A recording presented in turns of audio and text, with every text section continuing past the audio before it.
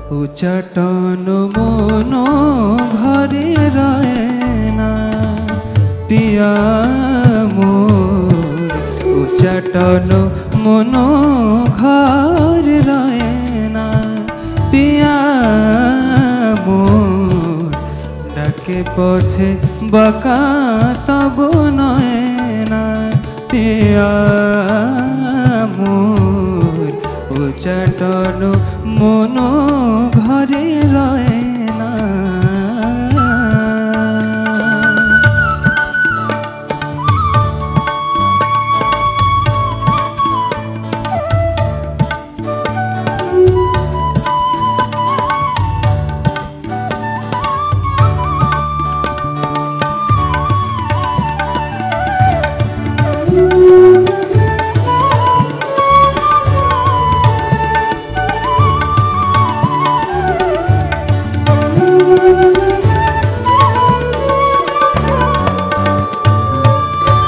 তজিয়া লোকলা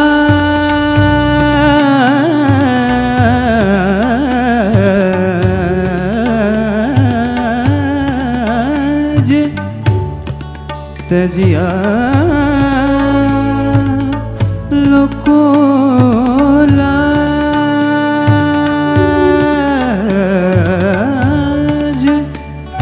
সুখ গৃহ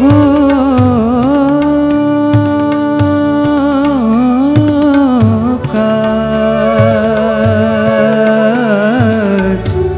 নিজ গৃহে বনবাসয় না পিয়া মোর, নিজ গৃহে বনবাসয় না পিয়া মোর, উচ্চাটন মন ঘরে রয় না।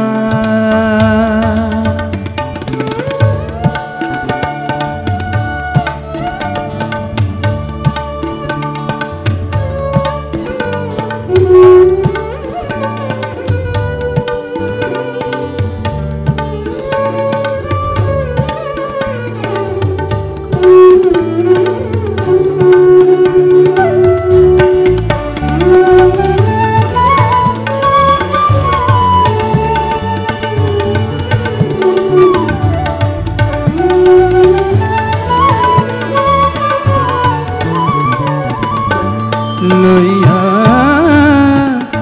স্মৃতির লেখা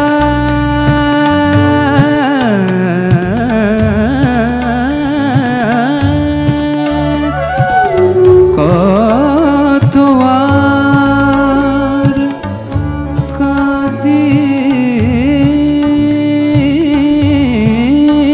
একা লইয়া স্মৃতির লেখা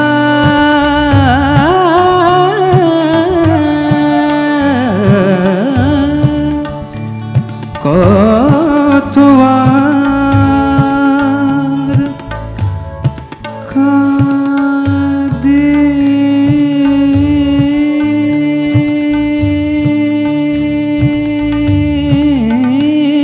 একা ফুল গেলে কাটা কেন যায় না পিয়া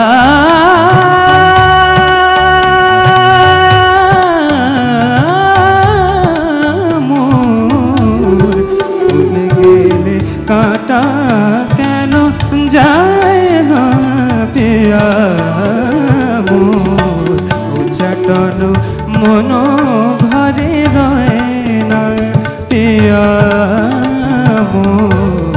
উচ্চাটন মন ঘরে রয় না পিয়া মোর তাকে পথে বাঁকা তব নয় না পিয়া মোর উচ্চাটন মন ঘরে উচ্চাটন মন ঘরে উচ্চাটন মন ঘরে রয় না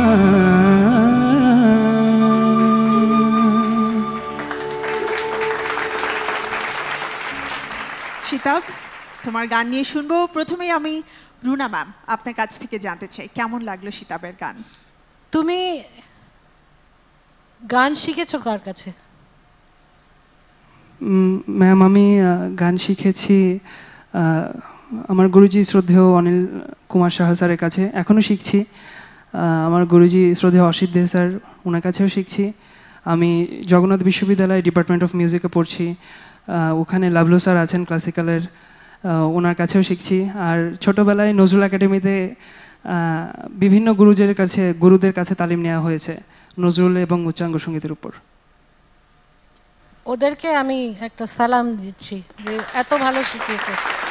থ্যাংক ইউ ম্যাম। আমার গুরু যারা, তারা সত্যি তোমাকে খুব ভালোভাবে শিখিয়েছে, গ্রুম করেছে, এবং তুমি খুব ভালোভাবে শিখেছো। এবং গলায় এত কাজ তোমার, মানে একটা জায়গা আমার বারবার খালি মনে হচ্ছিল যে এই সুরটা যদি লাগাতে। ওই যে অন্তরাটা আসো একটু। তেজিয়া পরে আসো। লোকলা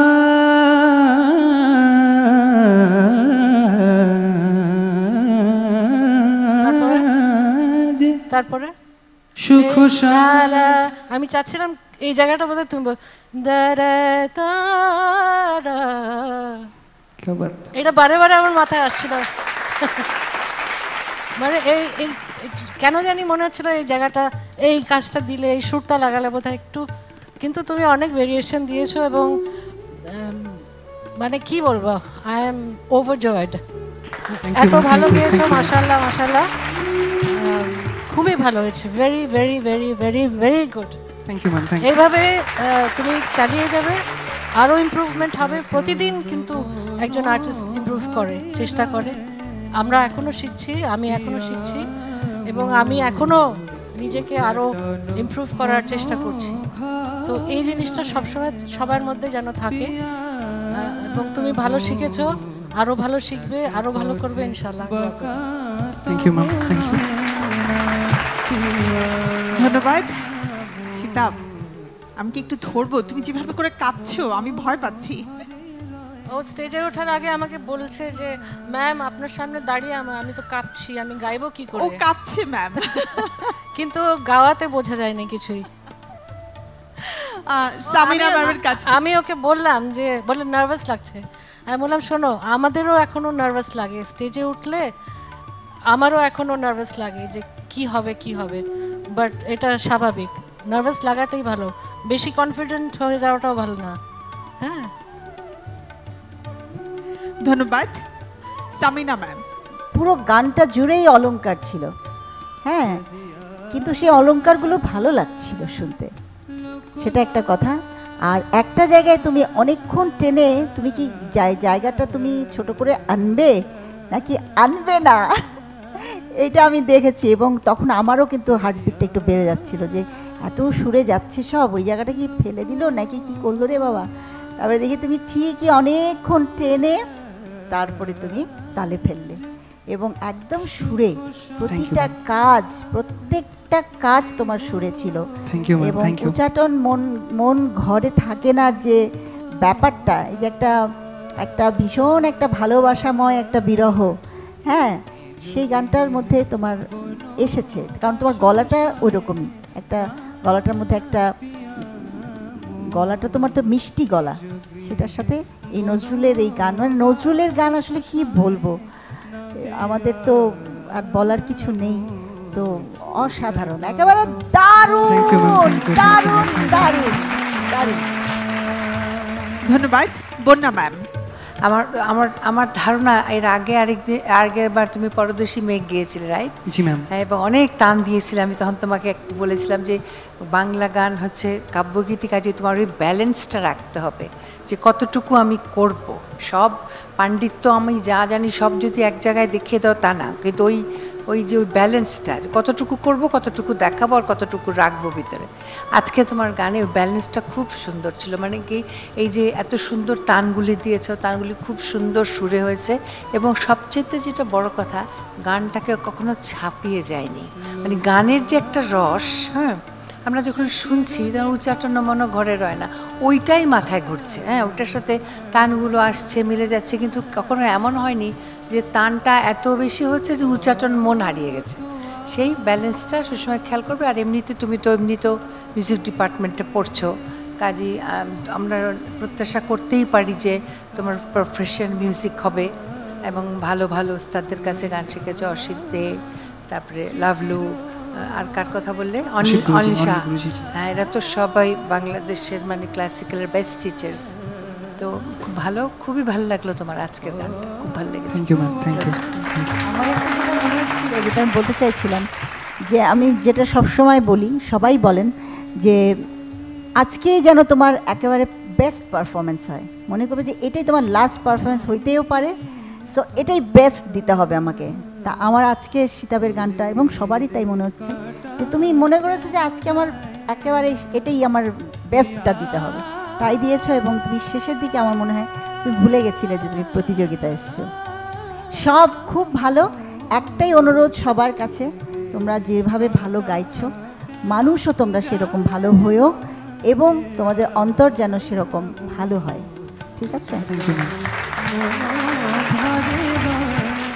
ধন্যবাদ। সুবর্ণা ম্যাম, সবাই সব কিছু বলে দিয়েছেন, এবং সবগুলো কথাই একদম বেদবাক্যের মতো ফলো করবে। আর তুমি তোমার গুরুজিদের সম্মানটা আজকে এখানে রক্ষা করেছো, সেটা অনেক বড় ব্যাপার। এবং আমার কাছে ডেফিনেটলি আজকে সন্ধ্যায় এখন পর্যন্ত শোনা এটা সবচাইতে ভালো performance. Thank you ma'am, thank you.